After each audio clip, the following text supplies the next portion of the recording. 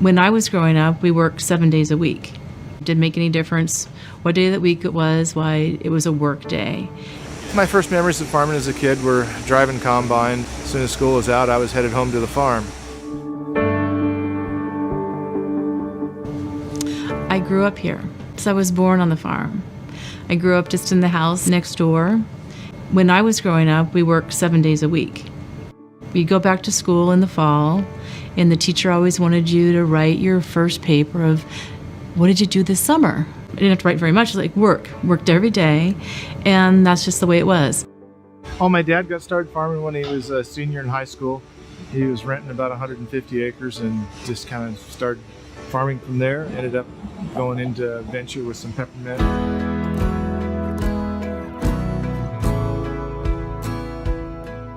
The reason it's such an honor for us to work with the Donnell family is because they take such pride in what they do.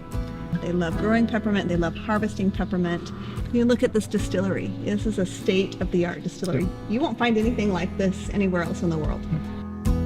As soon as the trucks start bringing in the tubs, we just watch for when they're going to hook them up and make sure they get the steam going. When the steam comes up to pressure, we've got different buttons here to regulate the steam. And it's just a lot of pacing back and forth in here, watching 16 different bays and making sure it happens right. This year we're harvesting 520 acres of peppermint, and we're going to plan on doing that at 8.5 days. We're cooking right now about 102 to 103 tubs a day. The Willamette Valley tends to have a more oil that's more sought after than other places in the United States or around the world. And a lot of it just has to do with the climatic conditions here. When the plant starts to bloom, the quality of the oil starts to change. We don't want to end up with oil that's not of the consistency that the consumer wants. Although we could get more oil by letting the plant get more mature, there's a certain time in there when we have the best quality for the maturity.